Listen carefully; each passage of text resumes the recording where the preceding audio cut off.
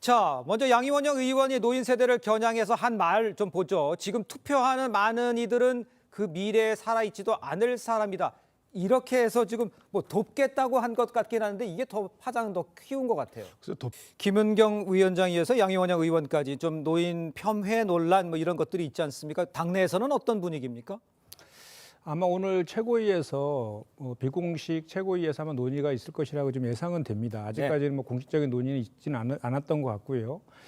다만 이제 지난 31일 날 그 김은경 혁신위원장이 입장문도 좀 발표했고 양이원영 의원도 SNS에다가 이제 그 문제 표현들에 대해서 사과도 하고 이제 삭제도 했습니다. 네. 근데 다만 이제 이 내용을 보면 그 중학생 아들이 여명 투표에 비례해서 투표하자는 아이디어를 소개하면서 이제 얘기했던 거잖아요. 청년 그렇죠. 자담회에서. 그래서 방점은 그 청년의 투표와 그 정치 참여를 독려하는 취지였지 않습니까? 그리고 김은경 혁신위원장이 분명하게 그 민주주의 국가에서는 1인 1표 평등선거 제도가 있기 때문에 불가능한 내용이라고 분명하게 적시를 했습니다. 그래서 전체적인 맥락을 보면 이것이 어르신 폄하 발언이 아니라는 것은 확인할 수 있는 그런 내용입니다. 이제 그럼에도 불구하고 그 우리 당의 위기 상황에서 당을 좀 구하기 위해서 구원투수로 등판한 혁신위원장이 굳이 그냥 청년에 대한 정치 참여, 투표 참여 얘기만 하면 될 것을 굳이 안 해도 될 표현들을 해서 논란을 자초한 것에 대해서는 좀 아쉬움이 있습니다. 다만 이제 우리 그 국민의힘에서도 이것을 지금 과거에 2004년도에 정동영 전 의장 그 발언까지 소환하면서 그 공세를 이제 멈추지 않고 있는데.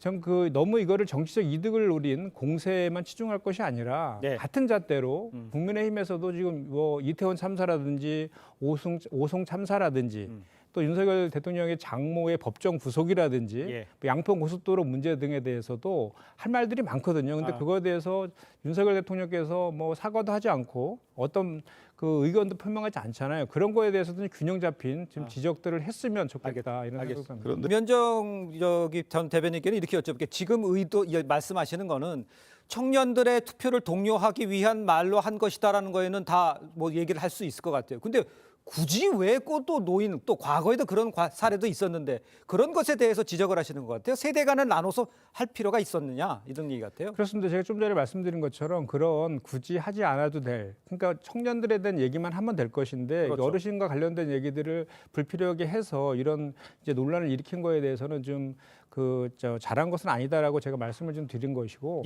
아무래도 김은경 위원장께서 학자 출신이고 정치 출신이 아니다 보니까 그런 좀 정무적인 발언에 좀 섰던 측면이 있는 것 같아요.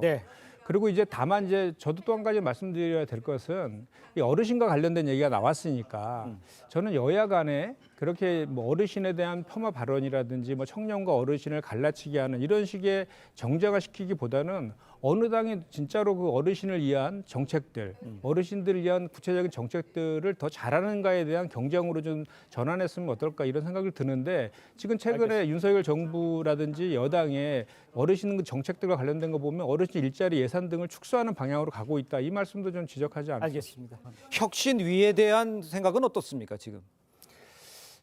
제가 봤을 때는 혁신위가 지금 제 이제 개인적인 사견을 전제로서 말씀을 드리면 김은경 혁신위원장께서 지금 그 너무 언론이라든지 언론 접촉이라든지 대외 활동에 많이 좀 치우치는 그런 모습 같아요. 그렇게 평가하세요? 그런데 사실 실제로 당 혁신위의 그 역할은 당의 도덕성에 대한 문제들이라든지 또는 총선 승리를 위해서 당 시스템 어떻게 혁신할 것인가에 대한 내용을 만드는 것이기 때문에 앞으로는 좀 이렇게 대외 활동은 좀 자제하고 당 혁신위의 당내에서의 그런 역할들에 좀 더 충실했으면 좋겠다라는 좀 바람을 가져보고 당에서도 이분이 지금 정무직 정치인 출신이 아니기 때문에 각종 이런 이제 이거 외에도 몇 차례 설화가 있었지 않습니까? 그런 거에 대한 정무적인 관리도 좀 필요하지 않을까 이런 말씀을 그런 생각들은 당내 분위기에서 꽤 읽혀지는 분위기입니까? 아니면 개인적인 생각이라고? 사견을 전제를 말씀드렸고 오늘 최고위 통해서 그런 것들이 좀 논의되지 않을까. 아까 제가 윤기찬 의원도 얘기해 줬습니다만 그 혁신 김은경 위원장에 대한 얘기를 해주셨어요. 그렇다면 이 책임이 좀 넓게 봐서는 이재명 대표에도 있는 게 아니냐 이런 지적을 피하기는 좀 어려울 것 같은데 이건 어떻게 평가를 하십니까? 뭐 이재명 대표와의 직접적 연관성이 뭐가 있습니까? 사실 그 김은경 혁신위원장의 선임에 대해서는 당내의 많은 의견들을 수렴해가지고 예. 그 추천을 받아가지고 이재명 대표가 이제 선임한 것이고 네. 그 과정에서 이제 이런 이제 일들이 이제 벌어진 것인데 뭐 그 보수 측과 여당에서는 그 이재명 대표와 기승전으로 연결시키려고 하는 그 의도들은 읽히겠지만 네. 이재명 대표가 직접적으로 이거에 대해서 책임질 문제는 아니다라고 보고 다만 이제 이 문제가 좀 더 확산되지 않도록 이렇게 정무적 관리를 할 필요는 있다는 생각은 듭니다. 알겠습니다. 자, 그런 가운데 이제 공개된 휴가 일정 중에 드라마 DP 시즌을 시청할 것이다 이런 이야기까지 이어지면서 이게 무슨 메시지가 아닌가? 왜 저걸 보시나는 걸 올렸을까? 이런 얘기를 하는데 어떻게 의미를 해석해야 돼요? 그러니까 정치 지도자들이 휴가 때 어떤 책을 읽고 어떤 영화를 보느냐 이런 것들은 메시지가 있죠. 국민에게 드리는 하나의 이제 메시지인 거죠. 그렇죠.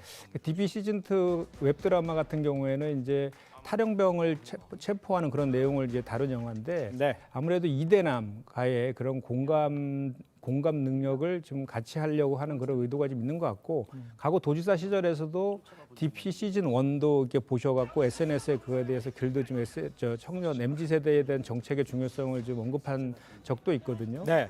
그리고 또 최근에는 이제 병영휴가 보장법도 본인이 직접 발의해서 추진 중에 계시거든요. 관련해서 이제 저희가 민주당이 좀 취약한 고리가 2030이기도 하지 않습니까? 그리고 대표적인 또 스윙부터 층이기도 하고 그래서 네. 이와 관련된 그런 공감을 하는 그런 모습들을 보이려고 하는 메시지 아닌가 이렇게 생각합니다. 알겠습니다. 주거리라고 이야기는 했지만 10월 사퇴설에 12월 이야기도 나오고 있고 어떻게 봐야 되는 겁니까? 저도 당 비대위원도 하고 대변인도 했지만 네. 이거 제가 좀 당에도 다 확인도 해봤거든요. 근데 없는 실체에 대해서 뭔가 논평을 해야 되는 이런 상황이 좀 어처구니 없어요. 예. 정말 이거는 찌라시 수준도 안에는 소설이고 누군가가 우리 민주당의 분열을 바라는 사람이 모 평론가를 통해서 이렇게 이거를 흘린 거 아니냐 이런 의심마도 듭니다. 예, 그렇죠.